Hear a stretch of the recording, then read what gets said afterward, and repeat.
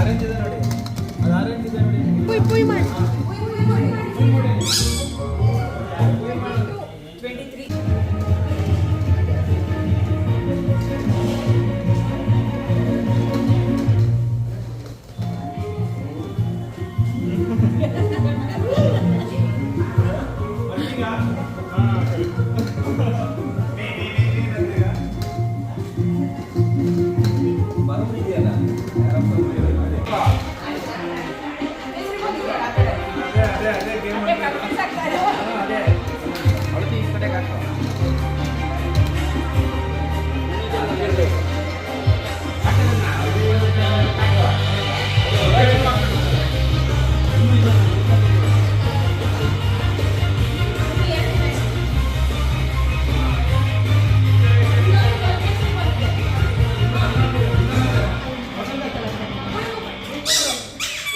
Come on.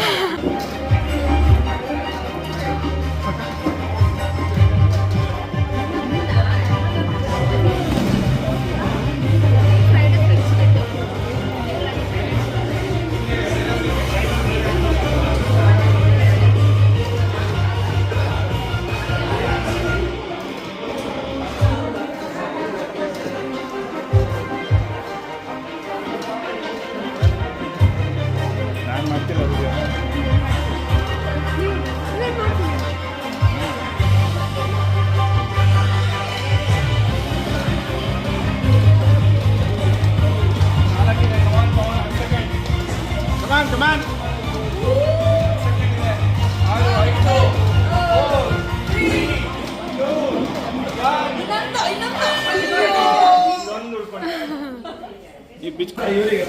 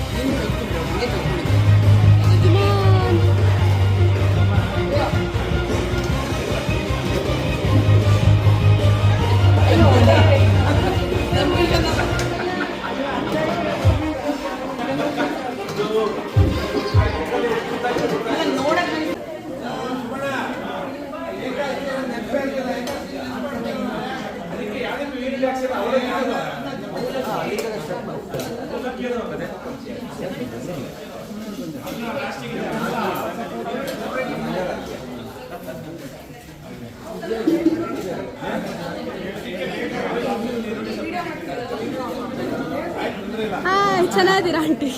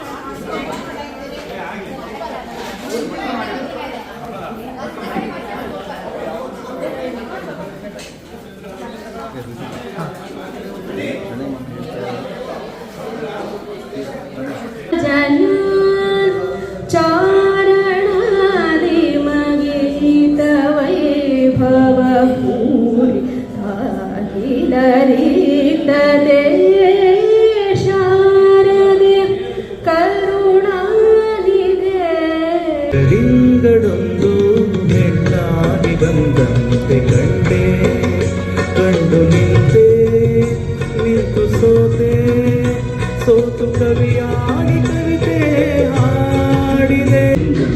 ಕಂಡೆ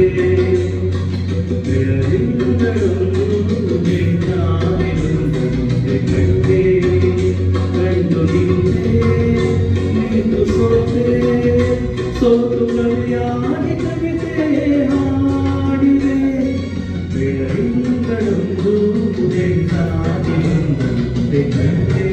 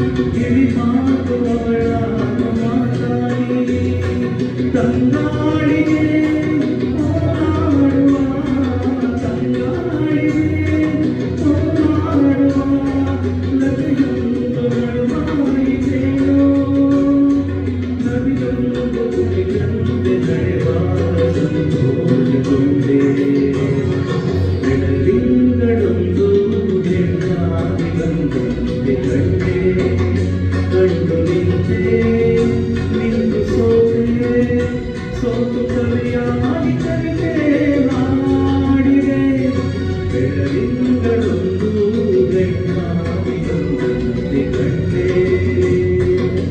ಇನ್ನೊಂದು ಹೇಳಬೇಕಿತ್ತು, ಇಲ್ಲಿ ಕೊನೆ ತನಕ ಇದ್ದವ್ರಿಗೆ ಎಲ್ಲರಿಗೂ ಬಹುಮಾನ ಇದೆ. ಅದರ ಜೊತೆಗೆ ಇದರಲ್ಲಿ ನಮ್ಮ ಕಾಂಪಿಟೇಷನ್ ಗೆದ್ದವರಿಗೆ ಗೊತ್ತು ಬಹುಮಾನ ಇದ್ದೇ ಇದೆ. ಕೊನೆ ತನಕ ಯಾರ್ಯಾರು ಇರ್ತಾರೋ ಎಲ್ಲರಿಗೂ ಬಹುಮಾನ. ಸೊ ಡ್ರೋನು ನನ್ನ ಫೇವ್ರೆಟ್ ಟಾಪಿಕ್ಕು, ಅದಕ್ಕೆ ಅದನ್ನೇ ತಗೊಂಡಿದ್ದೀನಿ. ಡ್ರೋನ್ ಬಗ್ಗೆ ಎಕ್ಸ್ಪ್ಲೇನ್ ಮಾಡೋಕ್ಕೂ ಮುಂಚೆ ನಾವು ಡ್ರೋನ್ ತಗೊಂಡಾಗ ಆಗಿದ್ದು ಒಂದಿಷ್ಟು ಘಟನೆಗಳನ್ನು ಹೇಳ್ತೀನಿ. ನಾವು ತುಂಬಾ ವರ್ಷದಿಂದ ನಮ್ಮ ಅಪ್ಪನ ಕನಸಿತ್ತು ಒಂದು ಡ್ರೋನ್ ಇರಬೇಕು ನಮ್ಮ ಮನೇಲಿ. ಏನೋ ಒಂದು ಹೊಸ ಟೆಕ್ನಾಲಜಿ ಬಂದಾಗ ನಾನು ಅದನ್ನ ನೋಡಬೇಕು, ಅದು ಹೆಂಗೆ ಆಪ್ರೇಟ್ ಆಗುತ್ತೆ ಅಂತ ನೋಡಬೇಕು ಅನ್ನೋದು ನಮ್ಮ ಅಪ್ಪನ ಸುಮಾರು ಪ್ರತಿ ಸತಿನೂ ಮಾಡ್ತಿದ್ರು. ಸೊ ಈ ಡ್ರೋನು ನಾರ್ಮಲ್ ಲೈಕ್ ಬೇಸಿಕ್ನೆಲ್ಲ ಅಮೆಝಾನಲ್ಲಿ ತರಿಸಿ ಎಲ್ಲ ಟ್ರೈ ಮಾಡ್ತಿದ್ವಿ. ಅವು ಯಾವೂ ಚೆನ್ನಾಗಿ ಹಾರ್ತಿರ್ಲಿಲ್ಲ. ಒಂದು ಒಳ್ಳೆ ಡ್ರೋನನ್ನು ತರಿಸಿದ್ವಿ. ಆ ಡ್ರೋನು ನಾನು ಬೆಂಗಳೂರಲ್ಲಿದ್ದೆ, ಅವಾಗ ಬೆಂಗಳೂರಿಗೆ ಬಂತು. ಇವರೆಲ್ಲರೂ ಶಿವಮೊಗ್ಗದಲ್ಲಿದ್ದರು. ಸೊ ತರಿಸ್ದೆ, ನಮ್ಮ ಅಪ್ಪಂಗೆ ವಿಡಿಯೋ ಕಾಲ್ ಮಾಡಿ ತೋರಿಸ್ದೆ, ಅಪ್ಪ ನೋಡು ಡ್ರೋನ್ ಬಂತು ಅಂತ. ಮನೆ ಒಳಗೆ ಇತ್ತು. ಹಾರ್ಸೋದನ್ನ ಯೂಟ್ಯೂಬಲ್ಲಿ ನೋಡಿ ಕಲ್ತಿದ್ದೆ. ಸೊ ಹಾರ್ಸೋಕ್ಕೆ ಮನೆ ಹಾಲಲ್ಲೇ ಒಂಥರ ಎಷ್ಟು ಉತ್ಸಾಹ ಇದ್ರೂ ಮನ್ಸೊಳಗೆ ಭಯನೂ ಇತ್ತು, ಅಯ್ಯೋ ಎಲ್ಲಿ ಕ್ರ್ಯಾಶ್ ಆಗಿಬಿಡುತ್ತೋ ಏನೋ ಅಂತ. ಸೊ ಹಾರಿಸ್ತೀವಿ ಮನೆ ಹಾಲಲ್ಲೇ 1-2 ಅಡಿ ಹಾರಿಸಿದ್ರು ನಮ್ಮಪ್ಪ ಅಯ್ಯೋ ಬೇಡ ಬೇಡ ಬೇಡ ಬೇಡ ಸಾಕು ಇಳಿಸು ಅಂತ ಹೇಳ್ಬಿಡೋರು. 2 ಅಡಿ ಹಾರಿಸಿದ್ದಕ್ಕೆ ಅಷ್ಟು ಮಾಡೋರು. ಆಮೇಲೆ ನಾನು ಅದಾದ್ಮೇಲೆ 3 ದಿನಕ್ಕೆ ಶಿವಮೊಗ್ಗಕ್ಕೆ ಬರೋಳಿದ್ದೆ. ಅವ್ರಿಗೆ 3 ದಿನ ತಡಿಯೋಕ್ಕೆ ಆಗಲಿಲ್ಲ, ಅಷ್ಟು ಕುತೂಹಲ ಇತ್ತು. ತಕ್ಷಣ ನೆಕ್ಸ್ಟ್ ಡೇ ಬೆಳಗ್ಗೆನೇ ನನಗೆ ಟ್ರೈನ್ ಟಿಕೆಟ್ ಬುಕ್ ಮಾಡಿ ಶಿವಮೊಗ್ಗಕ್ಕೆ ಕರ್ಸ್ಕೊಂಡ್ರು ನನ್ನ. ಆ ದಿನವೂ ನಮಗೆ ಡ್ರೋನ್ ಹಾರ್ಸೋಕ್ಕೆ ಎಷ್ಟು ಭಯ ಇತ್ತು. ಹಾರಿಸ್ತಾ ಹಾಗೆ ಕಲ್ತಿದ್ವಿ. ಸೊ ಡ್ರೋನ್ ಬಗ್ಗೆ ಸ್ಟಾರ್ಟ್ ಮಾಡಬೇಕು ಅಂದರೆ, drone basically unmanned aerial vehicle. So ಅದು ಹೆಂಗೆ ಅಂದರೆ ರಿಮೋಟ್ ಕಂಟ್ರೋಲರ್ ಅಥವಾ ಫ್ಲೈಟ್ ಕಂಟ್ರೋಲರಿಂದ ಹಾರಿಸ್ಬೋದು. ಸೊ ಡ್ರೋನ್ ಅಂದರೆ ಬರೀ ಫೋಟೋಶೂಟಿಗೆ ಅಥವಾ ಏನೋ ಒಂದು ನೋಡೋಕ್ಕೆ ಅಷ್ಟೇ ಅಲ್ಲ, ಅದಕ್ಕೆ ಬೇರೆ ಬೇರೆ ಅಪ್ಲಿಕೇಶನ್ಸು ಇದ್ದಾವೆ. ಸೊ ಡ್ರೋನಲ್ಲಿ ನಿಮಗೆ motors, propellers, battery, GPS, camera, sensors ಎಲ್ಲ ಇರುತ್ತೆ. ಸೊ ಇದೆಲ್ಲ ಒಟ್ಟಾಗಿ ಕೆಲಸ ಮಾಡಿದ್ರೇ ಡ್ರೋನು ಆರಾಮಾಗಿ ಹಾರಕ್ಕಾಗೋದು. ಸೊ ಈ ಡ್ರೋನ್ ಬ್ಯಾಟ್ರಿ ತುಂಬ ಇಂಟ್ರೆಸ್ಟಿಂಗ್ ಕಾನ್ಸೆಪ್ಟು. ಡ್ರೋನ್ ಬ್ಯಾಟ್ರಿ ಹೆಂಗೆ ಅಂದರೆ ಅದರಲ್ಲೊಂದು ಬ್ಯಾಟ್ರಿ ಮ್ಯಾನೇಜ್ಮೆಂಟ್ ಸಿಸ್ಟಮ್ ಅನ್ನೋ ಒಂದು ಕಾನ್ಸೆಪ್ಟ್ ಇದೆ. ಆ ಬ್ಯಾಟ್ರಿ ಮ್ಯಾನೇಜ್ಮೆಂಟ್ ಸಿಸ್ಟಮ್ ಅಂದರೆ ಏನಂದರೆ, ಲೈಕ್ ಕಾನ್ಸ್ಟೆಂಟಾಗಿ ಬ್ಯಾಟ್ರಿಲಿರೋ ವೋಲ್ಟೇಜು, ಕರೆಂಟು, ಟೆಂಪ್ರೇಚರ್ ಎಲ್ಲದನ್ನು ಮಾನಿಟರ್ ಮಾಡ್ತಾ ಇರುತ್ತೆ. ಸೊ ಬ್ಯಾಟ್ರಿ ಸೇಫ್ ಕಂಡೀಷನಲ್ಲಿ ಇರೋದು ನೋಡಿದ್ರೆ ಬ್ಯಾಟ್ರಿ ಮ್ಯಾನೇಜ್ಮೆಂಟ್ ಸಿಸ್ಟಮ್. ಸೊ ಸಾಮಾನ್ಯವಾಗಿ ಒಂದು ಡ್ರೋನ್ ಬ್ಯಾಟ್ರಿ ಚಾರ್ಜು 20 ರಿಂದ 40 ನಿಮಿಷ ಬರುತ್ತೆ. ಸೊ ಅದು ಡ್ರೋನು ಅದು ಕಾನ್ಸ್ಟೆಂಟಾಗಿ ಹೇಳಕ್ಕೆ ಬರೋದು 40 ನಿಮಿಷಕ್ಕೆ ಆಫ್ ಆಗುತ್ತೆ, 20 ನಿಮಿಷಕ್ಕೆ ಆಫ್ ಆಗುತ್ತೆ ಅಂತ. ಅದು ಹೆಂಗೆ ಅಂದರೆ, ನೀವು ಎಷ್ಟು ದೂರ ಹಾರಿಸಿದ್ದೀರಾ, ಎಷ್ಟು ಮೇಲ್ ಹಾರಿಸಿದ್ದೀರಾ, ವಿಂಡ್ ಸ್ಪೀಡ್ ಏನಿದೆ ಅದನ್ನು ಕ್ಯಾಲ್ಕುಲೇಟ್ ಮಾಡಿಕೊಂಡು ಎಷ್ಟು ನಿಮಿಷ ಹಾರಬಹುದು ಅಂತ ನಿಮಗೆ ತೋರಿಸುತ್ತೆ. ಸೊ ಅದು ಕಾನ್ಸ್ಟೆಂಟ್ ಕ್ಯಾಲ್ಕುಲೇಷನ್ ನಡೀತಾ ಇರುತ್ತೆ. ಸೊ ಡ್ರೋನು ನಿಮಗೆ ಬೇಸಿಕಲಿ ಅಪ್ಲಿಕೇಶನ್ಸಿಗೆ ಬರಬೇಕು ಅಂದರೆ, ಮೊದಲಿಗೆ ಅಗ್ರಿಕಲ್ಚರಲ್ಲಿ ನಿಮಗೆ ಗಿಡಗಳನ್ನು ನೋಡ್ಕೊಳ್ಳೋಕ್ಕೆ ಮತ್ತು ಲೈಕ್ ಫರ್ಟಿಲೈಸರನ್ನು ಹಾಕೋಕ್ಕೆ ಡ್ರೋನ್ ಯೂಸ್ ಮಾಡ್ತಾರೆ. ಎರಡನೇದಾಗಿ ಫೋಟೋಗ್ರಫಿ, ವಿಡಿಯೋಗ್ರಫಿ ಎಲ್ಲ pre wedding shoots, aerial shoots ಎಲ್ಲ ತೆಗಿಯೋಕ್ಕೆ. ಮೂರನೇದಾಗಿ ಬಂದುಬಿಟ್ಟು ಡಿಸಾಸ್ಟರ್ ಮ್ಯಾನೇಜ್ಮೆಂಟ್. ಎಲ್ಲೋ ಒಂದು ಕಡೆ ಭೂಕಂಪ ಆಯಿತು, ಫ್ಲಡ್ ಆಯಿತು, ಏನೋ ಆಯಿತು ಅಂದ್ರೂ ಡ್ರೋನಿಂದ ನೀವು ಅನಲೈಸ್ ಮಾಡ್ಬೋದು ಸಿಚುವೇಶನ್ನ, ಹೆಂಗಾಗಿದೆ, ಎಷ್ಟು ಡ್ಯಾಮೇಜ್ ಆಗಿದೆ ಅಂತ. ಮೊನ್ನೆ ವೆನೆಜುವೆಲಾದಲ್ಲಿ ಟ್ವಿನ್ ಅರ್ಥ್ಕ್ವೇಕ್ಸ್ ನಡೀತು. ಅಲ್ಲಿ ಕಾಕ್ರೋಚ್ ಡ್ರೋನ್ ಅಂತ ಒಂದು ಪುಟಾಣಿ ಡ್ರೋನ್ ಕ್ರಿಯೇಟ್ ಮಾಡಿಬಿಟ್ಟು ಬಿದ್ದೋಗಿರೋ ಬಿಲ್ಡಿಂಗ್ ಒಳಗೆ ಕಳಿಸಿದ್ರು. ಅಲ್ಲಿ ಎಷ್ಟು ಹಾಳಾಗಿದೆ ಅದನ್ನು ನೋಡಿಬಿಟ್ಟು ರೆಸ್ಕ್ಯೂ ಮಾಡೋರು ಒಳಗೆ ಹೋಗ್ಬಿಟ್ಟು ರೆಸ್ಕ್ಯೂ ಮಾಡಿದ್ರು. ಸೊ ಅದರಿಂದ ಸುಮಾರು ಜನ ಬದುಕಿದ್ದಾರೆ ಅದರಿಂದ. ಸೊ 4ನೇದು ಬಂದುಬಿಟ್ಟು ಸೆಕ್ಯೂರಿಟಿ. ನೀವು ಲೈಕ್ ಹೆಂಗೆ ಅಂದರೆ, ಒಂಥರ ಬಾರ್ಡರ್ ಸೆಕ್ಯೂರಿಟಿ ಅಥವಾ ನೀವು ಒಂದು ದೊಡ್ಡ ಇವೆಂಟ್ ಹೋಸ್ಟ್ ಮಾಡ್ತಿದ್ದೀರಾ ಅಂದರೆ ಅದರಲ್ಲೂ ನೀವು ಡ್ರೋನ್ ಹಾರಿಸ್ಬಿಟ್ಟು ಸೆಕ್ಯೂರಿಟಿ ಮಾಡ್ಬೋದು. ಕೊನೆಗಾಗಿ ಬಂದುಬಿಟ್ಟು ಡೆಲಿವರಿ ಸರ್ವಿಸಸ್. ಡೆಲಿವರಿ ಹೆಂಗೆ ಅಂದರೆ, ಈ ಚೈನಾ, USA, ಸಿಂಗಾಪುರಲ್ಲೆಲ್ಲ ಈ ಮೆಡಿಸಿನ್ಸ್ ತರ್ಸೋಕ್ಕೆ ಡ್ರೋನ್ ಯೂಸ್ ಮಾಡ್ತಾರೆ. ಮನೆ ಮೇಲೆ ಬಂದುಬಿಟ್ಟು ನಿಮಗೆ ಡ್ರೋನ್ ಡೆಲಿವರ್ ಮಾಡಿ ಹೋಗುತ್ತೆ. ಸೊ ಡ್ರೋನಲ್ಲಿರೋ ಟೆಕ್ನಾಲಜಿಗಳು, ಡ್ರೋನಲ್ಲಿ ಯಾವ್ಯಾವ ಥರ ಟೆಕ್ನಾಲಜಿ, ಪೇಟೆಂಟೆಡ್ ಟೆಕ್ನಾಲಜೀಸ್ ಇರುತ್ತೆ ಅಂದರೆ, ಮೊದಲನೇದಾಗಿ ಬಂದುಬಿಟ್ಟು ಆಬ್ಸ್ಟಕಲ್ ಸೆನ್ಸಿಂಗ್. ಅದರ ಸುಮಾರು ಡ್ರೋನ್ಗಳಲ್ಲಿ 360 ಡಿಗ್ರಿ ಸೆನ್ಸರ್ಸ್ ಇರುತ್ತೆ. ಸೊ ಆ ಸೆನ್ಸರ್ ಹೆಂಗೆ ಅಂದರೆ, ನಿಮ್ಮ ಡ್ರೋನ್ ಮುಂದೆ ಒಂದು ಮರನಾರು ಇರಲಿ, ಬಿಲ್ಡಿಂಗ್ ಇರಲಿ, ಅಥವಾ ಒಂದು ಮನುಷ್ಯ ನಿಂತಿದ್ರು ಆ ಡ್ರೋನ್ ನಮ್ಮನ್ನು ಒಂದು ಡಿಸ್ಟೆನ್ಸನ್ನು ನಮ್ಮನ್ನು ಸೆನ್ಸ್ ಮಾಡಿಬಿಟ್ಟು ಅದ್ರ ದಿಕ್ಕು ಬದಲಾಯಿಸ್ಕೊಂಡು ಹೋಗುತ್ತೆ. ಸೊ ಬಿಗಿನರ್ಸಿಗೆ ಹಾರ್ಸೋಕ್ಕೆ ತುಂಬ ಅಂದರೆ ಭಯ ಪಡೋದು ಬೇಡವಾಗಿಲ್ಲ. ಅಯ್ಯೋ ಯಾರಿಗೋ ಗುದ್ಬಿಟ್ನೇನೋ, ಅಯ್ಯೋ ಮರ ಕೊಡೋದು ಹಾಳು ಮಾಡಿದ್ನೇನೋ, ಆ ಥರ ಏನೂ ಚಿಂತೆ ಇಲ್ಲ, ಆರಾಮಾಗಿ ಹಾರಿಸ್ಬೋದು. ಎರಡನೇದು ಬಂದ್ಬಿಟ್ಟು ರಿಟರ್ನ್ ಟು ಹೋಮ್ ಅಂತ. ರಿಟರ್ನ್ ಟು ಹೋಮ್ ಹೆಂಗೆ ಅಂದರೆ ಡ್ರೋನ್ ಟ್ರೆಕ್ ಆಫ್ ಮಾಡ್ಬೇಕಾದ್ರೆ ನಿಮಗೆ GPS ಸ್ಯಾಟಲೈಟ್ಸನ್ನು ಕ್ಯಾಪ್ಚರ್ ಮಾಡುತ್ತೆ.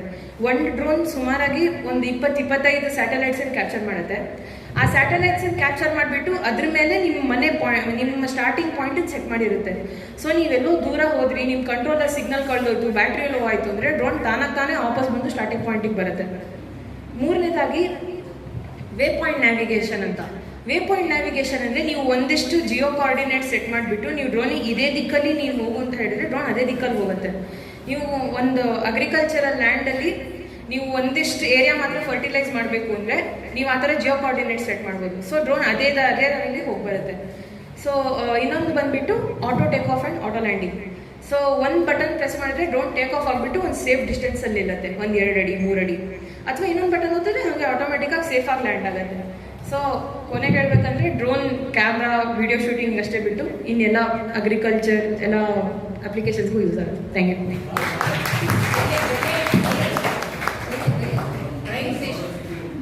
ಪ್ರೈಸು ನಿಮಗೆ ಸ್ಟಾರ್ಟಿಂಗ್ ಒಂದು 30-35 ಸಾವಿರದಿಂದ ಬಂದುಬಿಟ್ಟು 2 ಲಕ್ಷ 3 ಲಕ್ಷ ತನಕ ಹೋಗುತ್ತೆ.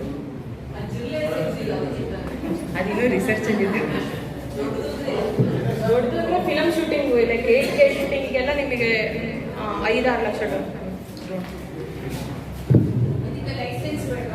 ಲೈಸೆನ್ಸು ನಿಮಗೆ ಇಂಡಿಯಾದಲ್ಲಿ ಡ್ರೋನ್ 250 ಗ್ರಾಮ್ಸ್ ಮೇಲಿತ್ತು ಅಂದರೆ ನಿಮಗೆ ಲೈಸೆನ್ಸ್ ಬೇಕಾಗುತ್ತೆ. ಮತ್ತು ಇಲ್ಲಿ ಇಂಡಿಯಾದಲ್ಲಿ ನಿಮ್ಗೆ ಏರ್ಪೋರ್ಟ್ಗಿಂತ 15 ಕಿಲೋಮೀಟರ್ ರೇಂಜಲ್ಲಿ ನೀವು ಇದ್ರಿ ಅಂದರೆ ನಿಮಗೆ 120 ಮೀಟರ್ಸ್ ಮೇಲೆ ಹಾಸಕ್ಕೆ ಬರಲ್ಲ. ಮತ್ತು ಮ್ಯಾಕ್ಸಿಮಮ್ ಆಲ್ಟಿಟ್ಯೂಡ್ ಬಂದ್ಬಿಟ್ಟು 500 ಮೀಟರ್ಸ್.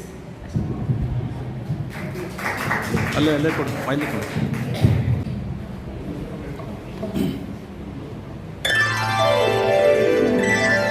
ಹಲೋ,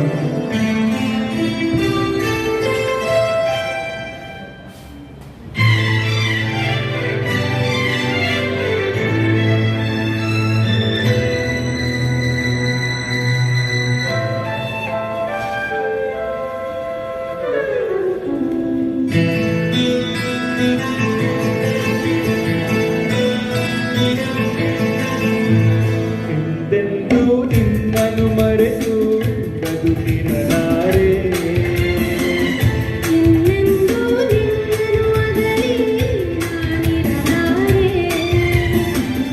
ಒಂದು ಕ್ಷಣ ನೊಂದರು ನೀ ನಾ ತಾಳಲಾರೆ. ಒಂದು ಕ್ಷಣ ವಿರಹವನ್ನು ನಾ ಸಹಿಸಲಾರೆ. ಎಂದೆಂದೂ ನಿನ್ನನ್ನು ಮರೆತು ಬದುಕಿರಲಾರೆ. ಇನ್ನೆಂದೂ ನಿನ್ನನ್ನು ಅಗಲಿ ನಾನಿರಲಾರೆ.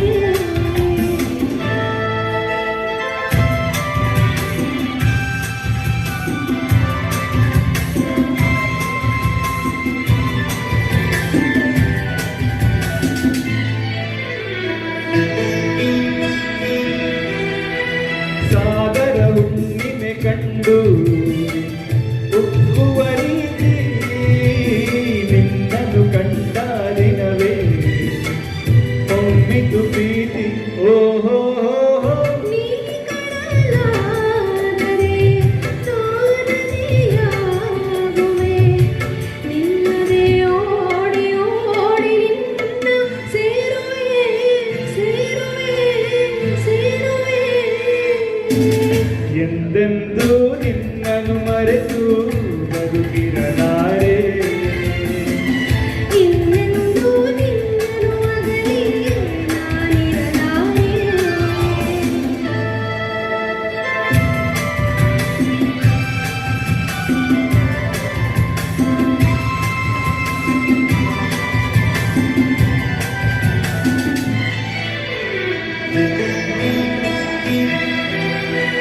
ನೀ ಹೂವಾದರೆ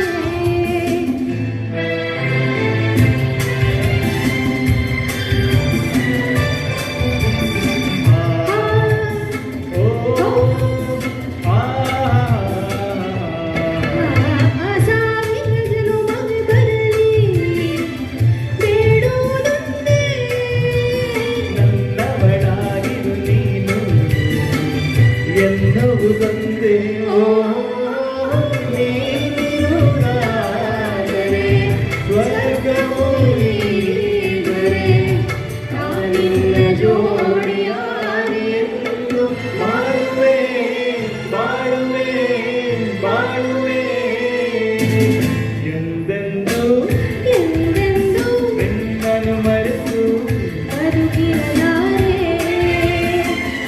ಇನ್ನೆಂದು ಇನ್ನೆಂದು ನಿನ್ನನ್ನು ಅಗಲಿ ನಾನಿರಲಾರೆ ಒಂದು ಕ್ಷಣ ದೊಡ್ಡದಿ ಮಾತಾಡಲಾರೆ. ಆಹಾಹಾಹಾ. ಓ ಧನ್ಯವಾದಗಳು.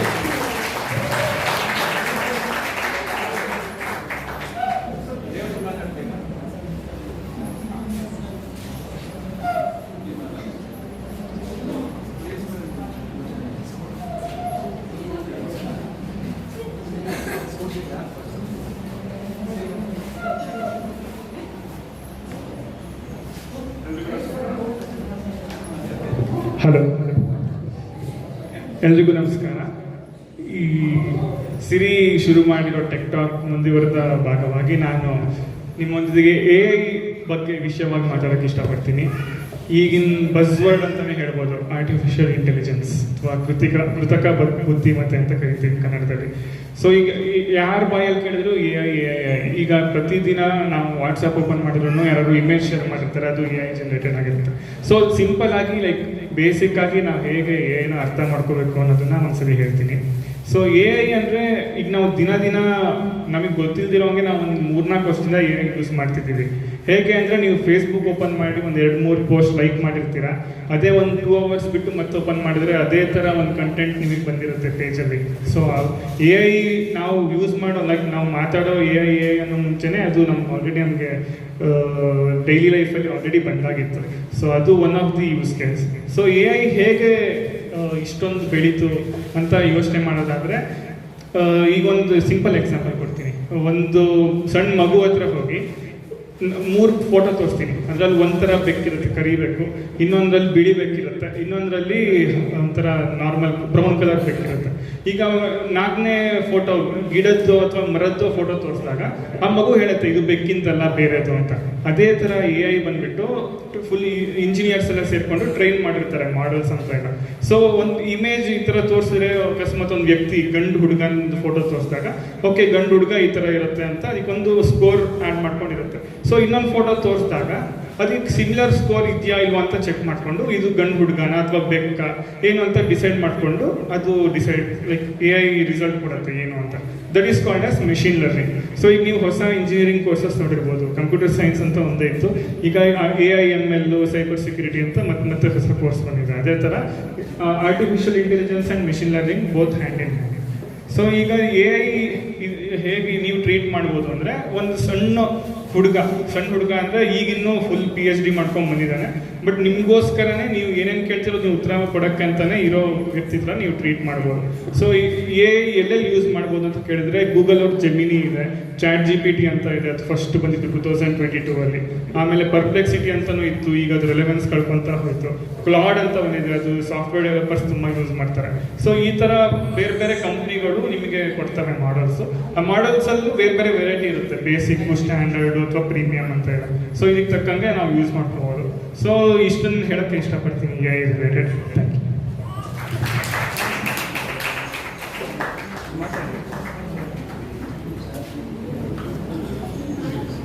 ಏನು ಮೈಕ್ ಬಿದ್ದಿದೆಯಲ್ಲ?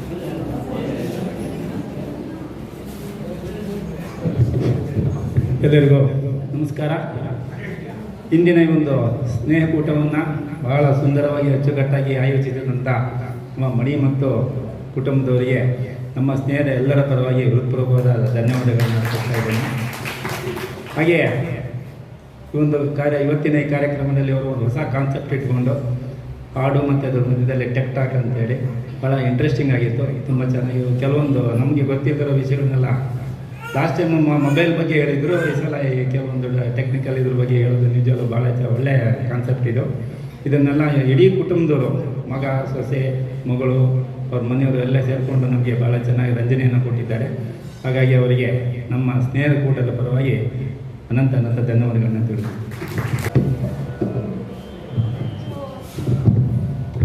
ನಾನು ಹಾಡ್ತಿರೋ ಹಾಡು ಎಲ್ಲ ದೇವ್ರ ಹೆಸರು ಇನ್ವಾಲ್ವ್ ಮಾಡುತ್ತೆ. ಸೊ ಅದಕ್ಕೋಸ್ಕರ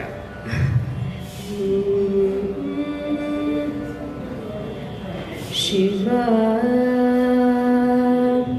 ರಾಮ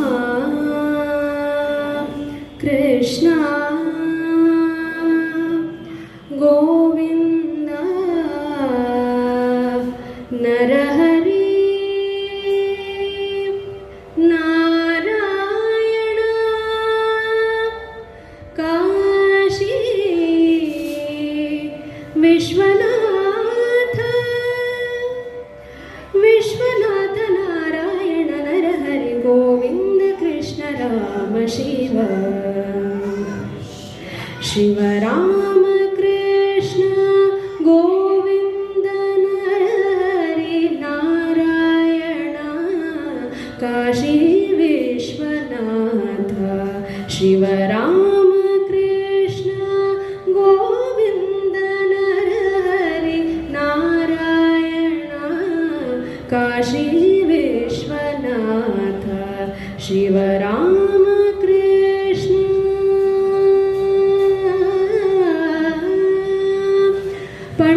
पंढरीपुरवास श्री पांडुरंग चिदंबरेश श्री नटराज पंढरीपुरवास श्री पांडुरंग चिदंबरेश श्री नटराज नत जनपालक नवग्रह रूप नत जनपालक नवग्रह रूप पार्वती सुकुमार गणपति स्कंद पार्वती सुकुमार गणपति स्कंद शिव राम कृष्ण गोविंद नरहरि नारायण काशी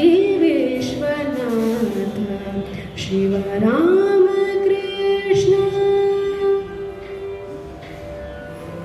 कामाक्षि मीनाक्षि काशी विशालाक्षि जगदम्ब शारद लक्ष्मी गौरी कामाक्षि मीनाक्षि काशी विशालाक्षि जगदम्ब शारद लक्ष्मी गौरी भुवनेश्वरी राजराजेश्वरी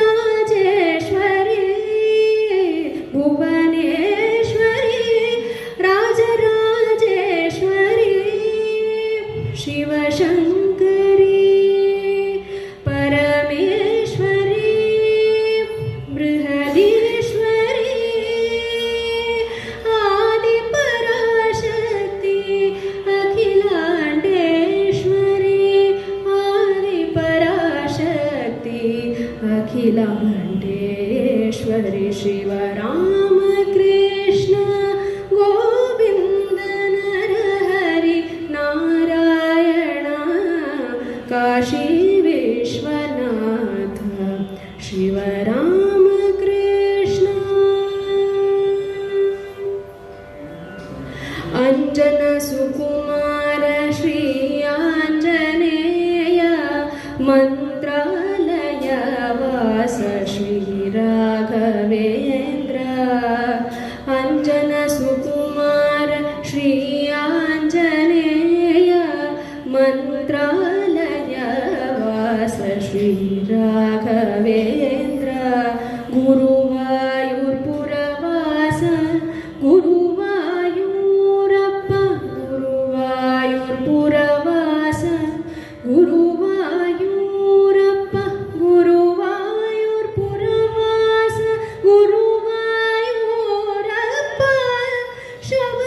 शबरिमलैवास शरणं मय्यप्प मत्स्यकूर्मधर दशविधरूपादिशुभदायक आनन्दरूप मत्स्यकूर्मधर दशविधरूपादिशुभदायक आनन्दरूप शङ्खचक्रधर तिरुपतिवास कलियुग वरदा श्री गोविन्द ಶಂಖಚಕ್ರಧರ ತಿರುಪತಿವಾಸ ಕಲಿಯುಗ ವರದ ಶ್ರೀ ಗೋವಿಂದ ವಿಶ್ವನಾಥ ನಾರಾಯಣ ನರಹರಿ ಗೋವಿಂದ ಕೃಷ್ಣ ರಾಮ ಶಿವ ಶಿವ ರಾಮ ಕೃಷ್ಣ ಗೋವಿಂದ ನರಹರಿ ನಾರಾಯಣ ಕಾಶಿ ವಿಶ್ವನಾಥ ಶಿವ ರಾಮ ಕೃಷ್ಣ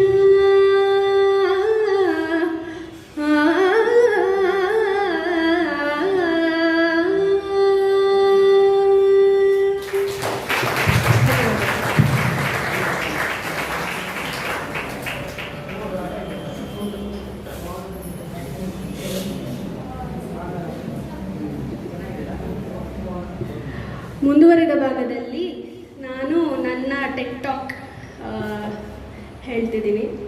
ಸೊ ನನ್ನ ಟಾಪಿಕ್ಕು ಸೆನ್ಸರ್ಸ್ ಅಂತ. ಸೆನ್ಸರ್ಸ್ ಅನ್ನೋದು ಆ್ಯಕ್ಚುಲಿ ನಾವು ಯೋಚನೆ ಮಾಡಿದ್ರೆ ನಮ್ಮ ಎವ್ರಿಡೇ ಲೈಫಲ್ಲಿ ಎಷ್ಟು ಯೂಸ್ ಮಾಡ್ತೀವಿ ಅನ್ನೋದು ನಮಗೆ ಊಹೆನೇ ಮಾಡೋಕ್ಕಾಗಲ್ಲ. ಸೊ ಸೆನ್ಸರ್ ಟೆಕ್ನಾಲಜಿ ಹೋಗ್ತಾ ಹೋಗ್ತಾ ಇನ್ನೂ ಅಡ್ವಾನ್ಸ್ ಆಗ್ತಾ ಇದೆ. ನಮಗೆ ಇನ್ನೂ ಕಣ್ಮರೆ ಅಂದರೆ ನಾವು ಸುಮ್ಮನೆ ನೋಡಿದ್ರೆ ಸೆನ್ಸರ್ಸ್ ಕಾಣಲ್ಲ, ಬಟ್ ಅದರ ಅಸ್ತಿತ್ವ ಇಲ್ಲದೇ ನಮ್ಮ ಜೀವನನೇ ಕಷ್ಟ ಆಗುತ್ತೆ. ಅಷ್ಟು ನಾವು ಸೆನ್ಸರ್ಸ್ ಮೇಲೆ ತುಂಬ ಡಿಪೆಂಡೆಂಟ್ ಆಗಿಬಿಟ್ಟಿದ್ದೀವಿ. ಸೊ ನಾನು ಒಂದು ದಿನದ ಎಕ್ಸಾಂಪಲ್, ಒಂದು ದಿನ ಹೆಂಗೆ ಹೋಗುತ್ತೆ ನಮ್ಮ ಲೈಫಲ್ಲಿ ಅನ್ನೋದನ್ನ ಡಿಸ್ಕ್ರೈಬ್ ಮಾಡ್ತೀನಿ ಅಷ್ಟೇ. ಸೊ ಆ ಡಿಸ್ಕ್ರಿಪ್ಷನಲ್ಲೇ ನಾವು ನೋಡ್ಬೋದು ಎಷ್ಟು ಸೆನ್ಸರ್ಸ್ ಯೂಸ್ ಮಾಡ್ತೀವಿ ಅಂತ. ಸೊ ಫಸ್ಟು ನಮಗೆ 7 ಗಂಟೆಗೆ ಅಲಾರ್ಮ್ ಹೊಡಿಬೇಕು. ಸೊ ಆ್ಯಕ್ಚುಲಿ ಏನಂದರೆ ಕ್ಲಾಕು, ಅಲಾರ್ಮು ಅನ್ನೋದೆಲ್ಲ ಒಂದು ಸೆನ್ಸರ್ಸೇ. ನಾವು ತುಂಬ ಎಷ್ಟೋ ವರ್ಷಗಳಿಂದನೇ ನಮ್ಮ ಅಜ್ಜಿರು ಅಲಾರ್ಮ್ ಕ್ಲಾಕ್ ಯೂಸ್ ಮಾಡ್ತಿದ್ರು. ಸೊ ಅಷ್ಟು ಹಿಂದೆನೇ ಅಲಾರ್ಮಲ್ಲಿ 7 ಗಂಟೆಗೆ ಸೆಟ್ ಮಾಡಿದ್ರೆ ಅದು 7 ಗಂಟೆಗೆ ಬಂದ ತಕ್ಷಣ ಹೊಡಿಬೇಕು ಅನ್ನೋದೇ ಒಂದು ಸೆನ್ಸರು. ಸೊ ಅದು ಫಸ್ಟ್ ಅಲಾರ್ಮ್ ಹೇಳ್ತಿದ್ದಂಗೆ ಅಲಾರ್ಮು, ಓಕೆ, ಅದೊಂದು ಸೆನ್ಸರು. ಸೊ ನಾವು ತುಂಬ ಅಡ್ವಾನ್ಸ್ಡ್ ವರ್ಲ್ಡಲ್ಲಿ ಇದ್ದರೆ, ಅಕಸ್ಮಾತ್ ನಾವು ಜಪಾನಲ್ಲಿ ಅಥವಾ ಚೈನಾದಲ್ಲಿ ಇನ್ನೂ ಸಿಕ್ಕಾಪಟ್ಟೆ ಎವಾಲ್ವ್ ಆಗಿದ್ದಾರೆ, ಅವರನ್ನು ಇನ್ನೂ ಅಡ್ವಾನ್ಸ್ ಆಗಿದ್ದಾರೆ, ಸ್ಮಾರ್ಟ್ ಹೋಮ್ಸಲ್ಲಿ ಇರ್ತಾರೆ. ಸೊ ಅವ್ರು ಎದ್ದ ತಕ್ಷಣ ಅಲಾರ್ಮ್ ಹೊಡೆದಿದ್ದು ಆಯಿತು, ಎದ್ದ ತಕ್ಷಣ ನಾವು ಒಂದು ಮೂಮೆಂಟ್ ಆಯಿತು ಅಂದ ತಕ್ಷಣ ಒಂದು ಲೈಟ್ ಆನ್ ಆಗುತ್ತೆ ಅಂದ್ಕೊಳ್ಳಿ. ಸೊ ಅದರಲ್ಲಿ ಯಾವ ಸೆನ್ಸರ್ ಯೂಸ್ ಮಾಡ್ತಾರೆ? ಅದರಲ್ಲೊಂದು ಅಲ್ಟ್ರಾವೈಲೆಟ್ ಸೆನ್ಸರ್ ಅಂತ ಒಂದಿರುತ್ತೆ. ಸೊ ಅದು UV ರೇಸ್ ಏನಿರುತ್ತೆ ಅದು ನಮಗೆ ಇನ್ವಿಸಿಬಲ್ಲು, ಅಗೇನ್ ನಾವು ಕಾಣ್ದಲೇ ಇರೋದು ನಮಗೆ ಹೆಲ್ಪ್ ಮಾಡ್ತಿರುತ್ತೆ. ಸೊ ಆ UV ರೇಸ್ ನಮಗೆ ತಟ್ತಿದ್ದಂಗೆ ಅದಕ್ಕೆ ರಿಸೀವರಿಗೆ ಗೊತ್ತಾಗುತ್ತೆ ಇವ್ರು ಯಾರೋ ಎದ್ದಿದ್ದಾರೆ, ಯಾರೋ ಮೂವ್ಮೆಂಟ್ ಇದೆ ಅಂತ. ತಕ್ಷಣ ಲೈಟ್ ಆನ್ ಮಾಡೋದಕ್ಕೆ ಒಂದು ಸೆನ್ಸರ್ ಇರುತ್ತೆ, ಓಕೆ. ಆಮೇಲೆ ಟೈಮ್ ಎಷ್ಟು ಅಂತ ನೋಡೋಕ್ಕೆ ಈ ನಡುವೆ ಅಂತೂ ಕ್ಲಾಕ್ ಅಲ್ಲೇ ಇದ್ದರೂ ನಮ್ಮ ಮೊಬೈಲೇ ನೋಡೋದು. ಸೊ ಮೊಬೈಲ್ ನಾವು ಆನ್ ಮಾಡಿದ ತಕ್ಷಣ ನಾವು ಟಚ್ ಸ್ಕ್ರೀನ್ ಯೂಸ್ ಮಾಡ್ತೀವಿ. ಟಚ್ ಸ್ಕ್ರೀನ್ ಅನ್ನೋದು ಒಂದು ಸೆನ್ಸರೇ, ಅದರಲ್ಲಿ ಒಂದು ಆಪ್ಟಿಕಲ್ ಸೆನ್ಸರ್ ಇರುತ್ತೆ. ಆ ಸ್ಕ್ರೀನಲ್ಲಿ ಒಂದು ಲೇಯರೇ ಇರುತ್ತೆ, full of sensor technology use ಮಾಡಿರ್ತಾರೆ. ಸೊ ಟಚ್ ಸ್ಕ್ರೀನ್ ಟೆಕ್ನಾಲಜಿ ಬಂದಿದೆ ಸೆನ್ಸರ್ ಇದರಿಂದ. ಸೊ ಆಮೇಲೆ ಆದರೆ ಆ್ಯಕ್ಚುಲಿ ಟಚ್ ಸ್ಕ್ರೀನ್ ಏನಿರುತ್ತೆ ಅದರಲ್ಲಿ 2 ಟೈಪ್ ಇತ್ತು. ಮುಂಚೆ ಎಲ್ಲ 2 ಟೈಪ್, ಯಾವ ಟೈಪ್ ಯೂಸ್ ಮಾಡೋದು ಅಂತ, ಕೆಪಾಸಿಟಿವ್ ಸೆನ್ಸರು, ರೆಸಿಸ್ಟಿವ್ ಸೆನ್ಸರ್ ಅಂತ ಎಲ್ಲ ಇರ್ತಿತ್ತು. ಸೊ ರೆಸಿಸ್ಟಿವ್ ಸೆನ್ಸರ್ ಸ್ವಲ್ಪ ಲೈಕ್ ನಾವು ಒತ್ತಿ ಯೂಸ್ ಮಾಡಬೇಕಾಗಿತ್ತು. ಇಫ್ ಯು ರಿಮೆಂಬರ್ ಹಳೆ ಟಚ್ ಸ್ಕ್ರೀನ್ ಬಂದಿದ್ದು ಹೊಸದ್ರಲ್ಲಿ. ಇವಾಗೆಲ್ಲ ಕೆಪಾಸಿಟಿವ್ ಸೆನ್ಸರ್ ಇರೋದ್ರಿಂದ ನೀಟಾಗಿ ಆರಾಮಾಗಿ ನಾವು ಸುಮ್ಮನೆ ಹತ್ತಿರ ಬಂದು ಲೈಟಾಗಿ ಮುಟ್ಟಿದ್ರೇ ನಮ್ಮ ಟಚ್ ಸ್ಕ್ರೀನ್ಸ್ ಎಲ್ಲ ವರ್ಕ್ ಆಗಿಬಿಡುತ್ತೆ. Next, if you are a very fit person and ನೀವು ವೆಯ್ಟ್ನ ತುಂಬ ನೋಡ್ಕೋತೀರಾ ಅಂತ ಹೇಳಿದ್ರೆ ಎದ್ದ ತಕ್ಷಣ ಎಲ್ಲ ಫ್ರೆಶನ್ ಅಪ್ ಆಗಿ ವೇಯಿಂಗ್ ಮೆಷಿನ್ ತೊಗೋತೀರಾ, ವೇಯಿಂಗ್ ಸ್ಕೇಲ್ ಮೇಲೆ ನಿಂತ್ಕೋತೀರಾ. ಇವತ್ತು ಎಷ್ಟು ವೆಯ್ಟ್ ಇದೆಯಪ್ಪ, ಸಂಜೆ ಜಿಮ್ ಮಾಡ್ತೀನಿ, ಇನ್ನೊಂದು ವಾರ ಜಿಮ್ ಮಾಡಿದ್ಮೇಲೆ 1 kg ಕಮ್ಮಿ ಆಗಬೇಕು ಅಂತ ಅಂದ್ಕೊಂಡಿರ್ತೀರ. ಸೊ ವೇಯಿಂಗ್ ಮೆಷಿನ್ ಮೇಲೆ ನಿಂತ್ಕೊಂಡ ತಕ್ಷಣ ನಿಮ್ಮ ವೆಯ್ಟ್ ಹೆಂಗೆ ಕಾಣುತ್ತೆ? ಸೊ ಅಲ್ಲಿ ನಿಂತ್ಕೊಂಡ ತಕ್ಷಣ ಅದರೊಳಗಡೆ ಒಂದು ಸ್ಟಾಯ್ಕ್ಯೋಮೆಟ್ರಿಕ್ ಸೆನ್ಸರ್ ಅಂತ ಇರುತ್ತೆ. ಅದೇನು ಮಾಡುತ್ತೆ ಅಂದರೆ, ಇವಾಗ ನಮ್ಮ ನಾರ್ಮಲ್ ಸೆನ್ಸರ್ ಅಂತ ಏನು ಅಂದ್ಕೊಳ್ತೀವಿ, ಅದರಲ್ಲಿ ನಾವೇ ಸೆನ್ಸರ್ ವರ್ಕ್ ಆಗಬೇಕು ಅಂದರೆ ನಾವೇ ಎಲೆಕ್ಟ್ರಿಸಿಟಿ ಕೊಡಬೇಕು ಅಂತ ಅನ್ಕೋತೀವಿ. ಬಟ್ ಈ ವೇಯಿಂಗ್ ಮಷೀನಲ್ಲಿ ನಾವು ನಿಂತ್ಕೊಂಡ್ರೆ ಆ ಸ್ಟಾಯ್ಕ್ಯೋಮೆಟ್ರಿಕ್ ಸೆನ್ಸರೇ ಎನರ್ಜೈಸ್ ಆಗುತ್ತೆ. ಸೊ ಅದು ಆ್ಯಸ್ ಇಟ್ ಇಸ್ ನಾವೇನು ಪವರ್ ಕೊಡಬೇಕಾಗಿಲ್ಲ. ಸೊ ಹೆಂಗೆ ವರ್ಕ್ ಆಗುತ್ತೆ ಅಂದರೆ, ನಾವು ನಿಂತ್ಕೊಂಡ ತಕ್ಷಣ ನಮ್ಮ ವೆಯ್ಟ್ ಜಾಸ್ತಿ ಆಗ್ತಿದ್ದಂಗೆ ಅದೊಂದು ಮೆಟೀರಿಯಲ್ ಇರುತ್ತೆ, ಆ ಸ್ಟಾಯ್ಕ್ಯೋಮೆಟ್ರಿಕ್ ಮೆಟೀರಿಯಲ್ ಅಂತ ಒಂದಿರುತ್ತೆ, ಅದು ಎಕ್ಸ್ಪ್ಯಾಂಡ್ ಆಗುತ್ತೆ. ಅದು ಎಷ್ಟು ಎಕ್ಸ್ಪ್ಯಾಂಡ್ ಆಗುತ್ತೋ ಅಷ್ಟು ರೆಸಿಸ್ಟೆನ್ಸ್ ಜಾಸ್ತಿ ಆಗುತ್ತೆ. ಎಷ್ಟು ರೆಸಿಸ್ಟೆನ್ಸ್ ಜಾಸ್ತಿ ಆಗುತ್ತೋ ಅಷ್ಟು ವೋಲ್ಟೇಜ್ ಜಾಸ್ತಿ ಆಗುತ್ತೋ ಕಮ್ಮಿ ಆಗುತ್ತೋ ಏನೋ ಒಂದು ವೋಲ್ಟೇಜ್ ವ್ಯತ್ಯಾಸ ಆಗುತ್ತೆ. ಸೊ ಅದು ಎಷ್ಟು ವ್ಯತ್ಯಾಸ ಆಗುತ್ತೋ ಅಷ್ಟರ ಮೇಲೆ ನಮ್ಮ ವೆಯ್ಟ್ ಕ್ಯಾಲ್ಕುಲೇಟ್ ಆಗುತ್ತೆ ವೇಯಿಂಗ್ ಮೆಷಿನಲ್ಲಿ. ಸೊ ಅದೊಂದು ಸ್ಟಾಯ್ಕ್ಯೋಮೆಟ್ರಿಕ್ ಸೆನ್ಸರ್ ನಮ್ಗೆ ಗೊತ್ತಿಲ್ಲದಲೇ ಅದರೊಳಗಿದೆ, ನಾವು ಎಷ್ಟೋ ಸರ್ತಿ ಯೂಸ್ ಮಾಡ್ತಿರ್ತೀವಿ. ಅದಕ್ಕೆ ಸ್ಟ್ರೈನ್ ಗೇಜ್ ಅಂತಲೂ ಹೇಳೋದಿದೆ. ಸೊ ನೆಕ್ಸ್ಟು ಹುಷಾರಿಲ್ಲ ಅಂತ ಹೇಳಿದರೆ ಒಂದ್ಸತಿ ಟೆಂಪ್ರೇಚರ್ ನೋಡ್ಕೊಳ್ಳೋಣ ಅನಿಸುತ್ತೆ. ಈ ನಡುವೆ ಅಂತೂ ಮರ್ಕ್ಯೂರಿ ಇದ್ದಿದ್ದಂಗೆ, ಮರ್ಕ್ಯೂರಿ ಅಂತೂ ಅದು ನ್ಯಾಚುರಲ್ ಸೆನ್ಸರ್. ಅದು ನಾವು ಹೀಟ್ ಜಾಸ್ತಿ ಆಗ್ತಿದ್ದಂಗೆ ಅದರ ಲೆವೆಲ್ ಜಾಸ್ತಿ ಆಗುತ್ತೆ, ನಾವು ಎಷ್ಟು ಟೆಂಪ್ರೇಚರ್ ಅಂತ ನೋಡ್ಕೋತೀವಿ. ಇವಾಗ ಡಿಜಿಟಲ್ ಥರ್ಮೋಮೀಟರ್ಸ್ ಬಂದಿದೆ, ಅದರೊಳಗಡೆ LM35 ಅಂತ ಒಂದು ಸೆನ್ಸರ್ ಇರುತ್ತೆ. ಅದು ಥರ್ಮೋ ಆ್ಯಕ್ಟಿವ್ ಸೆನ್ಸರ್, ಥರ್ಮಿಸ್ಟರ್ ಅಂತಲೂ ಹೇಳ್ತೀವಿ. ನೆಕ್ಸ್ಟು ಗಾರ್ಡನಿಗೆ ನೀರು ಹಾಕಬೇಕು ದಿನಾಗ್ಲೂ. ಅದು ದಿನ ಯಾರು ಮಾಡ್ತಾರೆ? ದಿನ ಬೇಗ ಆಫೀಸಿಗೆ ರೆಡಿಯಾಗಿ ಹೋಗಬೇಕು, ಅದೇ ಹರಿಬರಿನಲ್ಲಿ ಇರ್ತೀವಿ. ಸೊ ಅದಕ್ಕೆ ಅಡ್ವಾನ್ಸ್ ಟೆಕ್ನಾಲಜಿ ಯೂಸ್ ಮಾಡಿ ಸಾಯಿಲ್ ಮಾಯಿಶ್ಚರ್ ಸೆನ್ಸರ್ ಅಂತ ಯೂಸ್ ಮಾಡ್ಬೋದು. ಸಾಯಿಲ್ ಮಾಯಿಶ್ಚರ್ ಸೆನ್ಸರ್ ಅಂದರೆ ವಾಟರ್ ಲೆವೆಲ್, ಇವಾಗ ನಮ್ಮ ಗಾರ್ಡನಲ್ಲಿ ಸಾಯಿಲ್ ಮಾಯಿಶ್ಚರ್ ಡ್ರೈ ಆಗ್ತಿದ್ರೆ ಇವಾಗ ಗಿಡಗಳಿಗೆ ನೀರು ಬೇಕು ಅಂತ ಅದೇ ಸೆನ್ಸ್ ಮಾಡಿ ಆ್ಯಕ್ಚುಯೇಟ್ ಮಾಡುತ್ತೆ. ಆ್ಯಕ್ಚುಯೇಟ್ ಅಂದರೆ ಸೆನ್ಸ್ ಮಾಡಿ ಅದಕ್ಕೆ ರಿಫ್ಲೆಕ್ಸ್ ಆ್ಯಕ್ಷನ್ ಕೊಡೋದು, ನೀರು ಆನ್ ಮಾಡುತ್ತೆ. ಅದೊಂದು ಟೆಕ್ನಾಲಜಿ. ಆ್ಯಂಡ್ ಇವಾಗ ಆ್ಯಕ್ಚುಲಿ ನೀವು ತುಂಬ ಕಡೆ ನೋಡಿರ್ಬೋದು, ಏರ್ಪೋರ್ಟಲ್ಲಿ ಇವಾಗ ಎಷ್ಟೊಂದು ಕಡೆ ಟ್ಯಾಪ್ ಹತ್ರ ನಿಂತ್ಕೊಂಡ ತಕ್ಷಣ ನಮ್ಮ ಕೈ ಸೆನ್ಸ್ ಮಾಡಿಬಿಟ್ಟು ಅದಾಗೆ ನಾವೇನು ಟ್ಯಾಪು ಆಪ್ರೇಟ್ ಮಾಡಬೇಕಾಗಿಲ್ಲ.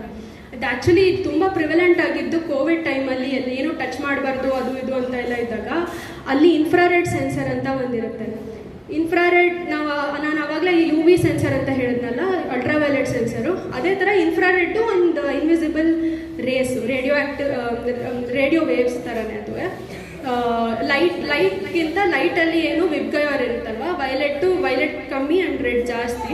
ಅಲ್ಟ್ರಾವೈಲೆಟ್ ಅಂದರೆ ವೈಲೆಟ್ಗಿಂತ ಕಮ್ಮಿ, ಇನ್ಫ್ರಾರೆಡ್ ಅಂದರೆ ಇದು ರೆಡ್ಗಿಂತ ಜಾಸ್ತಿ. ಅವೆಲ್ಲ ವಿಸಿಬಲ್ ಸ್ಪೆಕ್ಟ್ರಮಲ್ಲಿ ಇರಲ್ಲ.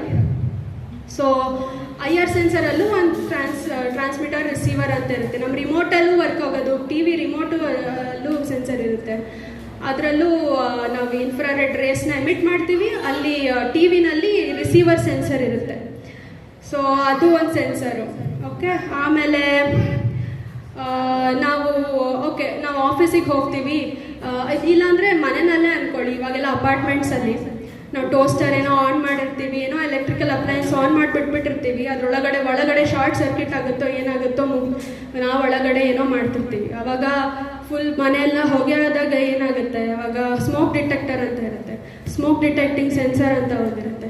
ಸೊ ಅದು ಆ್ಯಕ್ಚುಯೇಟ್ ಆಗುತ್ತೆ, ಅದರಿಂದ ನೀರು ಬರುತ್ತೆ, ಎಲ್ಲರೂ ಸೇಫ್ ಆಗ್ತಾರೆ. ಸೊ ಇಂಥ ಹಲವಾರು ಸೆನ್ಸರ್ ನಾವು ಯೂಸ್ ಮಾಡ್ತಾನೆ ಇರ್ತೀವಿ ಡೈಲಿ ಲೈಫಲ್ಲಿ, ನಮಗೆ ಗೊತ್ತಾಗ್ತಲೇ. ಇನ್ನೊಂದು ಬೆಸ್ಟ್ ಎಕ್ಸಾಂಪಲ್ ಫಾರ್ ಸೆನ್ಸರ್ ಅಂದರೆ camera itself is a sensor.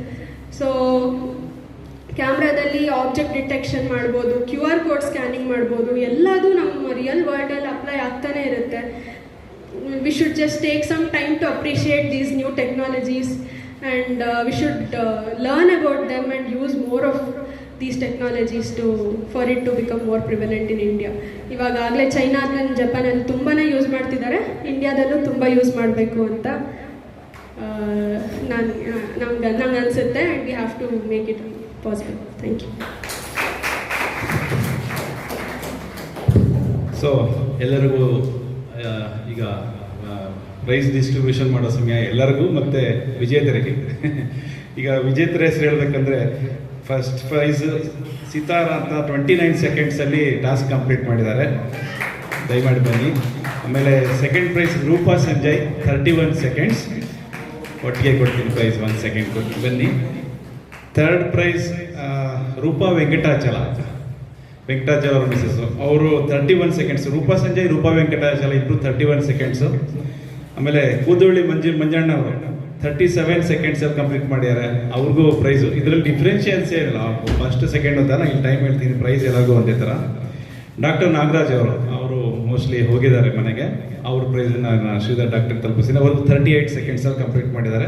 ಇನ್ನೊಂದ್ಸತಿ ಹೇಳ್ತೀನಿ, ಸೀತಾರ ಅವರು 29 ಸೆಕೆಂಡ್ಸಲ್ಲಿ ಕಂಪ್ಲೀಟ್ ಮಾಡಿದ್ದಾರೆ. ರೂಪಾ ಸಂಜಯ್ ಮತ್ತು ರೂಪಾ ವೆಂಕಟಾಚಲ ಅವರು 31 ಸೆಕೆಂಡ್ಸ್, ಮಂಜಣ್ಣ 37, ಮತ್ತು ಡಾಕ್ಟರ್ ನಾಗರಾಜ್ ಅವರು 38 ಸೆಕೆಂಡ್ಸಲ್ಲಿ ಕಂಪ್ಲೀಟ್ ಮಾಡಿದ್ದಾರೆ. ಇಲ್ಲಿ ನಾನು ಪ್ರೈಸ್ ತಂದಿರೋದು, ನಾನು ಮೊಬೈಲ್ ಟೆಕ್ನಿಷಿಯನ್ನು, ನನ್ನ ಹತ್ರ ಮೊಬೈಲಿಗೆ ಎಕ್ವಿಪ್ಮೆಂಟ್ಸ್, ಮೊಬೈಲಿಗೆ ಬೇಕಾಗಿದ್ದೆಲ್ಲ ಒಂದಷ್ಟು ಇರ್ತವೆ. ಸೊ ನಮ್ಮ ನೆನ್ಪುಳಿಲಿ ಅಂತ ನಾನು ಮೊಬೈಲ್ ಚಾರ್ಜರ್ಸು, ಮೊಬೈಲ್ ಕೇಬಲ್ಸು ಇಂಥವೇ ತಂದಿದ್ದೀನಿ. ಯಾತಕ್ಕೆ ಒಟ್ಟಿಗೆ ನಿಲ್ಲಿಸ್ಕೊಂಡು ಕೊಡ್ತಾ ಇದ್ದೀನಿ ಅಂದರೆ, ಅವ್ರು ಯಾವ ಮಾಡಲು ಯೂಸ್ ಮಾಡ್ತಾರೆ ಅದಕ್ಕೆ ಸರಿಯಾಗಿ ಕೇಬಲ್ ಕೊಡೋಣ ಅಂತ. ನೀವು ಯಾವ ಫೋನ್ ಯೂಸ್ ಮಾಡೋದು? Vivo C type. So power bank use ಮಾಡ್ತೀರಾ? ಇಲ್ಲ. ನಿಮಗೋಸ್ಕರ ಒಂದು ಸಿ ಟೈಪ್ ಫಾಸ್ಟ್ ಕೇಬಲ್. ನೀವು ಸಿ ಟೈಪ್, ನಿಮಗೂ ಸಿ ಟೈಪ್.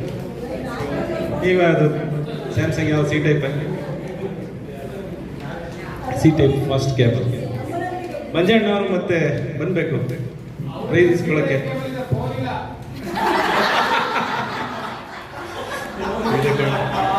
ನೀವು ಯಾವ ಫೋನ್ ಯೂಸ್ ಮಾಡೋದು? C type, power bank, fast cable. So ಇದು ಒಂದಾಯ್ತು. ಎರಡನೇದು ಏನಂದರೆ ನಾನು ಎಲ್ಲರಿಗೂ ಪ್ರೈಸ್ ಕೊಡ್ತೀನಿ ಅಂತ ಹೇಳಿದ್ದೆ. ಸೊ ಈ ಥರದ್ದೊಂದು ಐಫೋನ್ ತಂದಿದ್ದೀನಿ, ಕೊಡ್ತೀನಿ, ನೋಡಿದ್ದೀನಿ. ಇದು ಮೇರು ಕ್ಯಾಪ್ಸೂಲ್ ಇರ್ತಲ್ಲ, ಅದೊಂದು ತೊಗೊಂಬಿಡಿ. ಇದು ಜಸ್ಟ್ ಎಲ್ಲರಿಗೂ ಗೊತ್ತಿರುತ್ತೆ, ಎಲ್ಲರಿಗೂ ಕೊಡೋಕ್ಕೆ ಅಂತ ತಂದಿದ್ದೀನಿ. ಮೊಬೈಲ್ ಟೇಬಲ್ ಮೇಲೆ ಇಟ್ಟಾಗ ಯಾವ ಥರ ಬೇಕಾದ್ರೆ ಇಡೋದು. ಸೊ ಹಿಂಗೂ ಇಟ್ಕೊಬೋದು ಆ ಥರದ ಒಂದು ಗ್ಯಾಡ್ಜೆಟ್ಟು ಇಲ್ಲಿರೋರು ಎಲ್ಲರಿಗೂ ಕೊಡೋಕ್ಕೆ ತಂದಿದ್ದೀನಿ ಆಲ್ಮೋಸ್ಟು. ಆಮೇಲೆ ಇನ್ನೊಂದಿದೆ, ಈಗ ಎಲ್ಲರ ಮನೇಲಿ ಮೊಬೈಲ್ ಚಾರ್ಜರ್ಗಳು ಪ್ಲಗ್ಗಿಗೆ ಸಿಕ್ಸಿ ಮೇಲ್ಗಡೆ ಒಂಥರ ಕಟ್ಟಾಗಿರುತ್ತೆ. ಸೊ ಅದಕ್ಕೆ ಪ್ರೊಟೆಕ್ಟರ್ ಅಂತ ಇದನ್ನು ಓಪನ್ ಮಾಡಿ ತಿರುಗಿಸಿ ಹಾಕ್ಕೊಬೋದು. ಇದೆಲ್ಲ ಸುಮ್ಮನೆ ಭಾಳ ಕಾಸ್ಟ್ ಕಡಿಮೆ, ನಮಗೆ ಮಾತ್ರ ಗೊತ್ತು, ಸೇಲ್ ಮಾಡೋರಿಗೆ ಜಾಸ್ತಿ. ನಾವೇನು ಸೇಲ್ ಮಾಡಲ್ಲ, ನಾವು ಓನ್ಲಿ ರಿಪೇರರ್ಸು. ಬಟ್ ಇದಕ್ಕೋಸ್ಕರ ತಂದಿದ್ದೆ ಎಲ್ಲರಿಗೂ ಕೊಡೋಕ್ಕೆ ಅಂತ. ಎಲ್ಲರೂ ಅಲ್ಲೇ ಇದ್ರೆ